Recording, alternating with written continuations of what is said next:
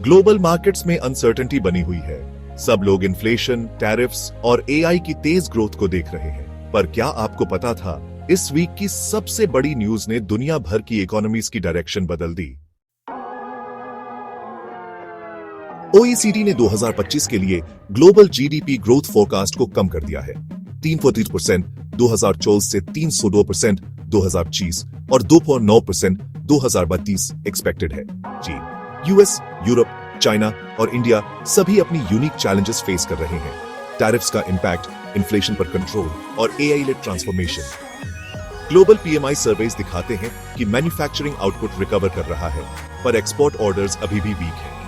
US inflation data expected lines पर आया, पर स्टॉक मार्केट्स वीक के एंड तक नीचे ही रहे। से चाइना की रिटेल सेल्स और इंडस्ट्रियल प्रोडक्शन स्लो हो रही है। हाउसिंग क्राइसिस अभी खत्म नहीं हुआ है। इंडिया और ऑस्ट्रेलिया ने इंटरेस्ट रेट्स होल्ड किए हैं। इंडिया की ग्रोथ प्रोजेक्शंस स्ट्रांग हैं। आईएमएफ ने टिमोर लेस्टे, लेबनान, बुल्गारिया जैसे कंट्रीज के आउटलुक पर स्टेटमेंट्स दिए। ग्रोथ चांसेस और फिस्कल रिफॉर्म्स रेकमेंड किए गए। ओईसीडी का कहना है कि वर्ल्ड इकोनॉमी रिजिलियंट है, पर स्लो डाउन का मेजर रीजन ग्लोबल अनसर्टेनिटीज हैं, जैसे higher US tariffs, energy prices और पॉलिसी शिफ्ट्स।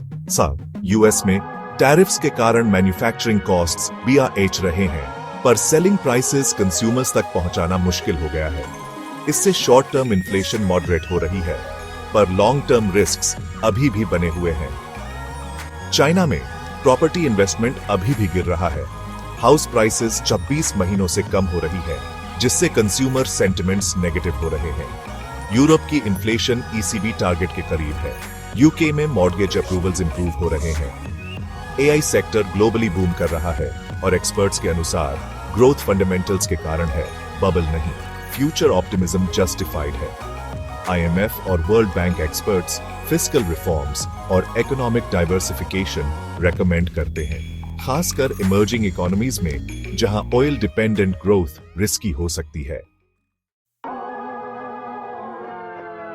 इंडिया को बहुत फायदा हुआ है।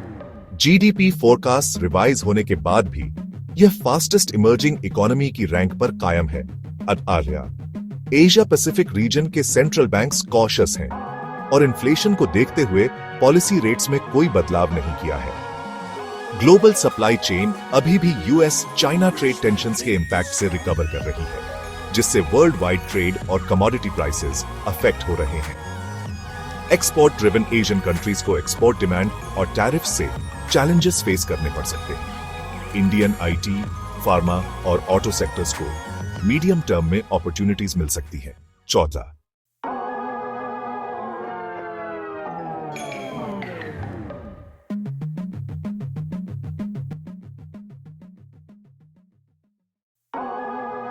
ओईसीडी ग्लोबल इकोनॉमी ट्रांसफॉर्म हो रही है। रीजनल डिवर्जेंस, नए रिस्क्स और एआई ड्रिवन अपॉर्चुनिटीज सामने आ रहे हैं।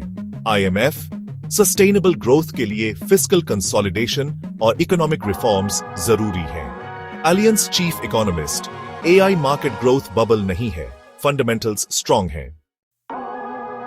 आपको क्या लगता है, एआई और ट्रेड टेंशंस जैसे फैक्टर्स इंडियन मार्केट्स या आपके इन्वेस्टमेंट्स को कैसे अफेक्ट करेंगे? अपनी राय नीचे कमेंट्स में शेयर करें। तो दोस्तों, ये थे पिछले हफ्ते के सबसे बड़े ग्लोबल इकोनॉमिक अपडेट्स। हर हफ्ते की तरह हम आपके लिए लेटेस्ट ट्रेंड्स लाते रहेंगे। वीडियो को लाइक, सब्सक्राइब और शेयर करें ताकि ज्यादा से ज्यादा लोग वर्ल्ड इकोनॉमी को समझ सकें।